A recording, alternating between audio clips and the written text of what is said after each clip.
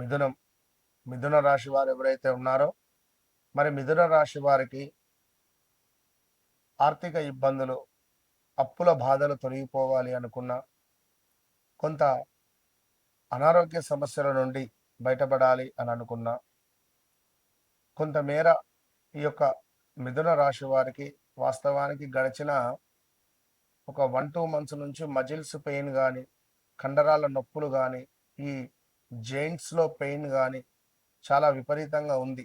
పాపం బాగా ఇబ్బందులు పడుతున్నారు. అదేవిధంగా ఎవరైతే ఈ యొక్క మిథునం రాశి వారికి కాళ్ళు అంటే లైక్ ఏదన్నా కూడా కండరాలకు సంబంధించి బోన్ రిలేటెడ్ అయితే ఇష్యూస్ బాగా ఉన్నాయి. సో మీకు 2022 ఆగస్టు నుండి 2020 ఆగస్టు నుండి 2021, 22, 23 వరకు సుమారుగా ఈ పీరియడ్లో చాలా ఇబ్బందులను ఫేస్ చేశారు. చాలా అంటే చాలా పడరాని మాటలు పడారు, అనరాని మాటలు నోరు జారారు, అప్పులు చేశారు, విడాకులు ఏర్పడ్డాయి, భార్యాభర్తలలో గొడవలు ఏర్పడ్డవి, పనిచేసే చోట వర్క్ కూడా మానేశారు. అదేవిధంగా అబార్షన్స్ కావచ్చును, గాల్ బ్లాడర్ రిలేటెడ్ ఇష్యూస్ రావడం కావచ్చును.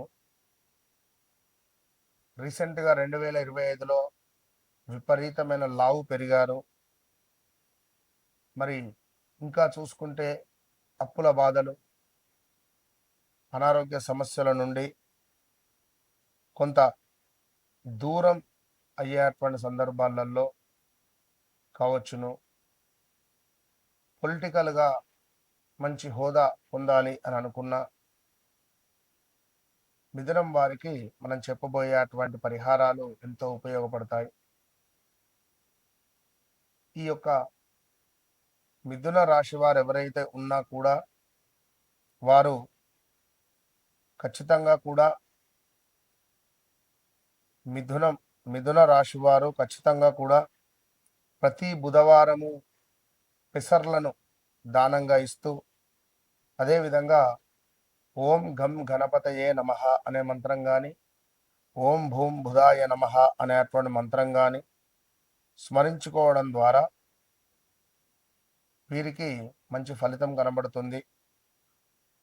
ఒక 21 సార్లు ఖచ్చితంగా కూడా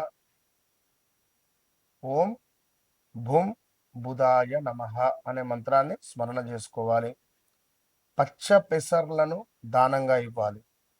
ఇది దేనికి అంటే వీరికి కొంచెం కష్టానికి తగినటువంటి ఫలితం రావడానికి.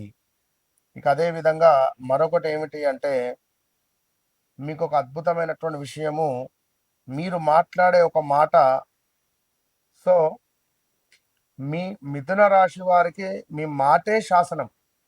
మీరు మాట్లాడేటువంటి మాట ఏదైతే ఉందో ఎదుటి వ్యక్తి యొక్క జీవితాన్నే మార్చేయగలదు. ఇది బాగా గమనించుకోండి. ఎదుటి వ్యక్తి యొక్క అంటే మీ వాక్ సిద్ధి మీ యొక్క గొప్ప ఆయుధం అనేటువంటి విషయాన్ని తెలుసుకోండి. ఇక మీకు ఏంటిది అంటే, ఒక చెప్పేటువంటి మాట రోజు అనుకోవాల్సింది ఏమిటి అంటే, మీ మాటలో మంత్రం ఉంది.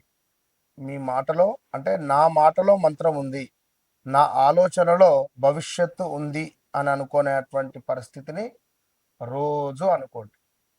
అదేవిధంగా ఈ యొక్క మిథునం వారికి పారిజాతం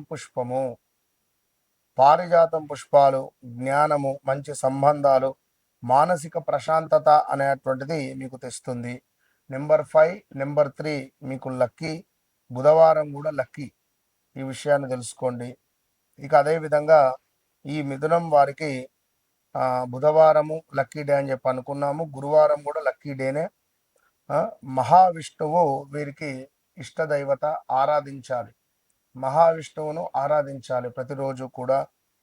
అదృష్ట మొక్క వీరికి పారిజాతం అని చెప్పి అనుకున్నాం. మరి పారిజాతం చెట్టు మీకు చాలా శుభాన్ని తెచ్చిపెడుతుంది. పారిజాతం మొక్కనన్నా తెచ్చి ఇంట్లో పెట్టుకోండి.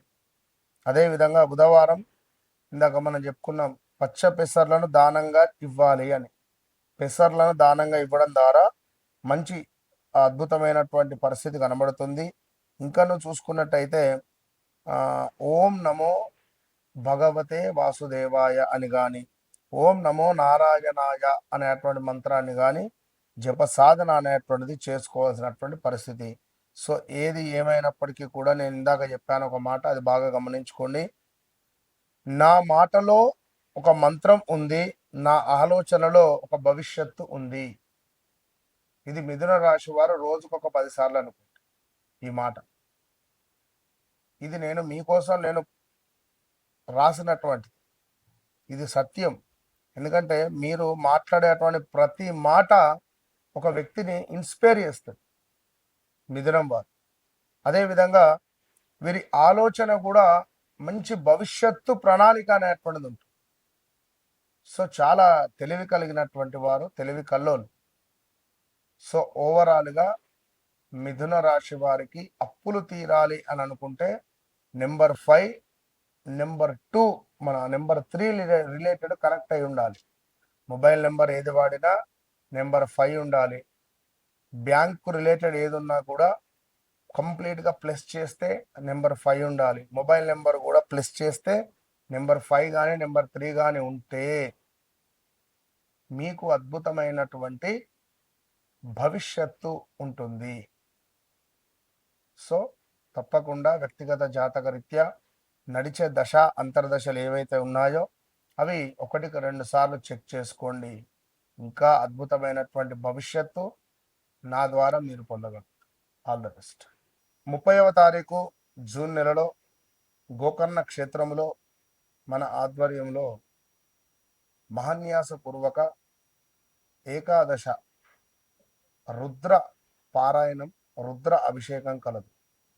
గోకర్ణ క్షేత్రంలో, మరి కర్ణాటకలో గల గోకర్ణ క్షేత్రం అత్యంత పవర్ఫుల్ కలిగినటువంటి క్షేత్రంలో మహాన్యాసపూర్వక ఏకాదశ రుద్రాభిషేకం 11 మంది బ్రాహ్మణుల చేత రుద్రాన్ని 11 సార్లు పారాయణం చేయించేటువంటి కార్యక్రమం, అత్యంత పుణ్య కార్యక్రమం. ఇది కూడా క్షేత్రంలోని మరి ఏలినాటి శని, అర్ధాష్టమ శని, అష్టమ శని, ఏ పనులైనా ముందుకు వెళ్ళడం లేదు, కొంత ఇబ్బందులలో ఉన్నాము, మాకు నమ్మిన వారి నుండే మోసపూరితమైనటువంటి వాతావరణం ఉంది అని అనుకునేటువంటి వారు కానీ, ఉద్యోగంలో ఇబ్బందులు ఉన్నాయి అని అనుకునేటువంటి వారు కానీ, ఇంట్లో తరచూ గొడవలు అవుతున్నాయి, సో నాకు ఏదో ఒక పని ముందుకు వెళ్ళటం లేదు అని అనుకునేటువంటి వారికి కానీ ఇది ఎంతో శుభంగా ఉపయోగపడేటువంటి ఈ పూజ.